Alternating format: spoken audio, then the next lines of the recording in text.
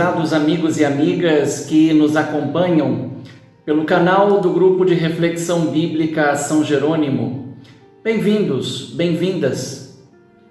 Na liturgia deste sábado, da 32ª semana do Tempo Comum, se proclama no Evangelho Lucas 18, 1 a 8.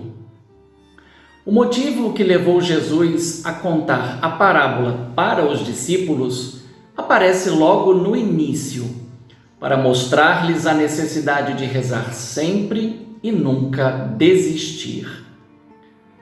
Olhar o contexto anterior e as duas falas de Jesus ajuda a compreender a parábola. Na primeira, Lucas 17, 20 a 21, os fariseus fazem uma pergunta: quando virá o reino de Deus? E Jesus responde: o reino de Deus está no meio de vós.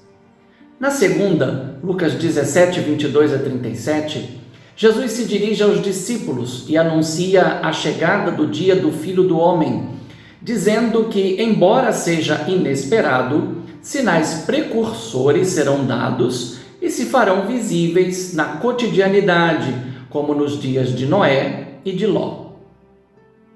É nesse contexto, que poderíamos classificar como escatológico, que a parábola sobre o juiz iníquo e a viúva insistente ganha força e significado, pois a comunidade cristã estava imersa nas perseguições e a fé na vinda do Senhor, como anunciada em Lucas 17, 22 a 37, estava sendo duramente provada.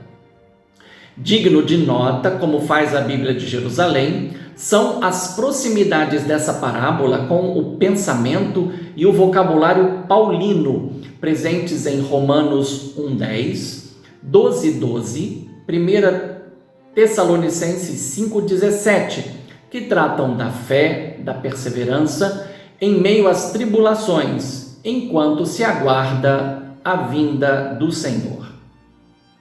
Ao lado disso, Lucas 18, 7, sobre a justiça de Deus por seus eleitos, evoca Eclesiástico 35, 18 a 19 e nos faz lembrar igualmente da pergunta que no Apocalipse os mártires e justos dirigem a Deus: até quando, soberano, tu que és santo e veraz, não farás justiça e não vingarás o nosso sangue sobre os habitantes da terra? Apocalipse 6:10. A resposta é ter paciência até que o número dos eleitos esteja completo. Nenhum de nós tem dificuldades para entender esse drama, pois também experimentamos a violência que se alastra contra os seguidores de Jesus Cristo e dos homens e mulheres de boa vontade que buscam promover na sociedade o bem, a justiça e a verdade. Descendo a certos particulares da parábola, alguns pontos chamam a nossa atenção. Ao dizer que a cidade tinha um juiz, transmite-se uma informação que revela a importância da cidade, ainda que não se mencione o seu nome. Na antiguidade, não eram muitas as cidades que gozavam do privilégio de ter o seu próprio juiz. Contudo, de que adianta ter um juiz que na vertical não temia a Deus e na horizontal não respeitava homem algum? Nada muito diferente dos nossos dias, não é mesmo? Aos nossos olhos pode parecer estranho, mas está em jogo a imparcialidade. O dado particular é que esse juiz, sem o temor de Deus, fonte da verdade e da justiça, não pode ter respeito pelo ser humano injustiçado. É nesse ambiente desconcertante que entra em cena uma viúva insistente e a sua causa. Tem um adversário, isto é, um oponente ou inimigo, um antidikos, isto é, um que se opõe à justiça ou a quem é justo. Nesse sentido, antidikos poderia corresponder ao hebraico Satã, adversário, como no livro de Jó, e que mais tarde, na angelologia, assumirá a figura do adversário, inimigo de Deus e do ser humano.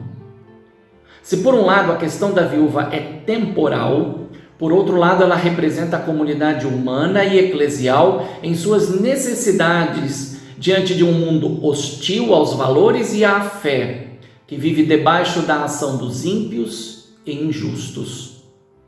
Por certo, a igreja não é uma viúva, pois está sempre em comunhão com seu divino esposo, mas porque vive e atua no mundo, também sofre como vítima de tantas injustiças.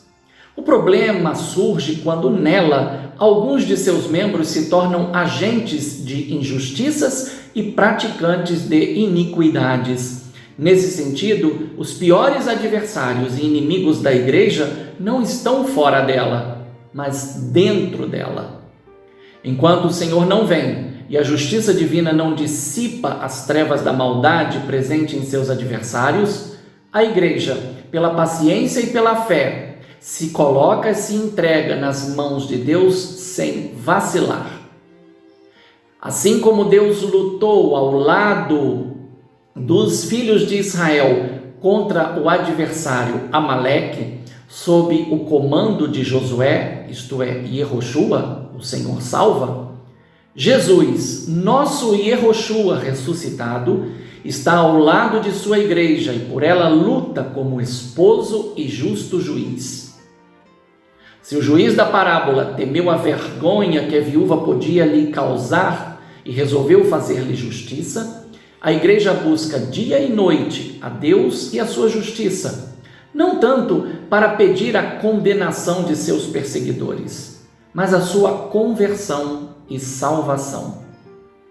É por isso que sofre ao lado do seu divino esposo, como se fosse uma viúva desprotegida aos olhos humanos, mas convencida de que a sua missão no mundo exige fidelidade às Sagradas Escrituras, a fim de que cada um de seus membros seja perfeito e qualificado para toda boa obra.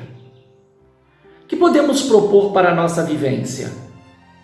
Diante da pergunta desconcertante e desafiadora de Jesus, mas e quando o Filho do Homem vier, encontrará a fé sobre a terra? Permanece válida e atual a exortação de São Paulo a Timóteo. Diante de Deus e de Cristo Jesus, que há de vir a julgar os vivos e os mortos, em virtude da sua manifestação gloriosa e do seu reino, eu te peço com insistência, proclama a palavra, insiste oportuna ou inoportunamente, argumenta, repreende, aconselha com toda a paciência e doutrina. Eis a nossa vocação e missão. Um fraterno abraço e uma boa reflexão.